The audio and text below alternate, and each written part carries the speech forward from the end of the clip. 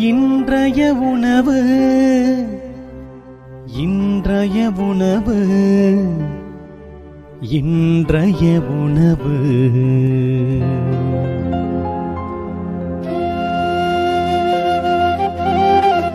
நற்செய்தி வழங்குபவர் தந்தை நிர்மல் ராஜ்.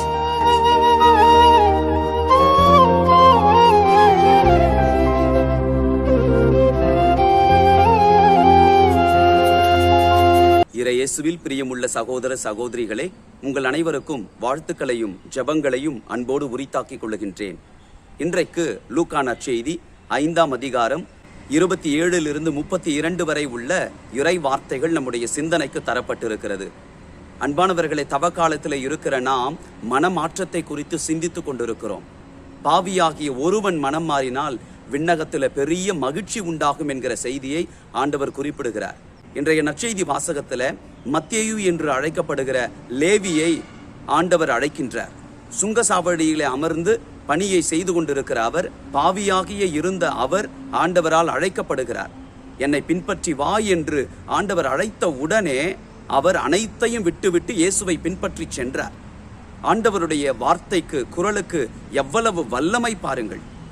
அன்பிற்குரியவர்களை, இன்றைக்கு நம்முடைய வாழ்க்கையிலும் கூட ஆண்டவருடைய குரலை நாம் கேட்கிறோமா?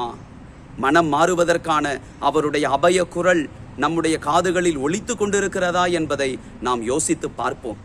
அவருடைய குரல் ஈர்ப்புள்ளது. அவருடைய குரல் நமக்கு வாழ்வை கொடுக்கக்கூடியது. அவரை பின்பற்றி சென்றால் அவர் நம்மை கைவிடவே மாட்டார்.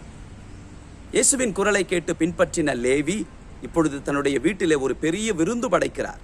தன்னுடைய நண்பர்களாக வரி தண்டுபவர்களாகிய அவர்களை அழைக்கிறார், பரிசேயர்களை அழைக்கிறார். பரிசேயர்கள் இயேசுனுடைய அந்த பிரசன்னத்தை ஒரு பாவியினுடைய வீட்டிலே பார்த்து அவர்கள் கேள்வி கேட்கிறார்கள், பாவியிடம் இவர் உணவருந்த வந்திருக்கிறாரே. அன்பானவர்களே, ஆண்டவர் சொல்லுகிறார், மருத்துவர் நோய் அற்றவருக்கல்ல, நோயுற்றவருக்கே, நேர்மையாளர்களை அல்ல, பாவிகளையே அழைக்க வந்தேன் என்று அங்கே லேவியினுடைய வாழ்வை ஆண்டவர் உயர்த்தி பிடிக்கிறார். நம்முடைய வாழ்க்கையிலே கூட நம்மிடம் ஒட்டி கொண்டிருக்கிற பாவங்களை எல்லாம் நாம் அகற்றிவிட்டு நாம் ஆண்டவருக்காய் நிற்கின்ற பொழுது, பரிசுத்தத்தை பெற்றுக்கொள்ள நாம் நம்மை அர்ப்பணிக்கின்ற பொழுது ஆண்டவர் நம் சார்பாக போரிடுகிறவராக இருக்கிறார். யோவான் நற்செய்தி 10ஆம் அதிகாரம் 10வது இறைவார்த்தையில் நாம் வாசிக்கிறோம், ஆடுகள் வாழ்வு பெறும் பொருட்டு, அதுவும் நிலை வாழ்வு பெறும் பொருட்டு நான் வந்திருக்கிறேன். லூக்கா நற்செய்தி 15ஆம் அதிகாரம் 10வது இறைவார்த்தையில் வாசிக்கிறோம், ஒரு பாவி மனம் மாறினால் விண்ணகத்தில் பெரிய மகிழ்ச்சி ஏற்படும்.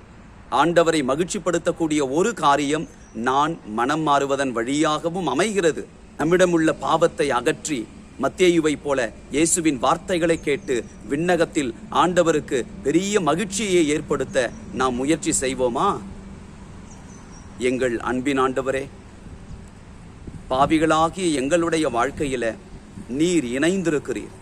நாங்கள் மனம் மாற நீர் காத்திருக்கின்றீர். உமக்கு நன்றி ஆண்டவரே. உம்முடைய பேரிரக்கத்தை நாங்கள் உணர்ந்து கொண்டு பாவ வாழ்விலிருந்து ஆண்டவரை நாங்கள் மீண்டடச் செய்தருளும். நான் ஒருவன் மனம் மாறினால், ஒருத்தி மனம் மாறினால் விண்ணகத்திலே, விண்ணக தூதர்களிடத்திலே மகிழ்ச்சி உண்டாகும் என்பதை உணர்ந்து ஆண்டவரை உம்மை மகிமைப்படுத்துகிற பிள்ளைகளாய் எங்களை உருமாற்றும். பாவத்தினால் நோயுற்றிருக்கிற என்னை தேடி வந்திருக்கிறீர் என்பதை நாங்கள் ஒவ்வொருவரும் உணர்ந்து உம்முடைய பிரசன்னத்தினால் எங்களையே நாங்கள் குணமாக்கிக் கொள்ள, பரிசுத்தப்படுத்திக் கொள்ள எங்களுக்கு கிருபை செய்வீராக. இயேசுவின் நாமத்தில் ஜெபிக்கின்றோம் தந்தையே, ஆமேன்.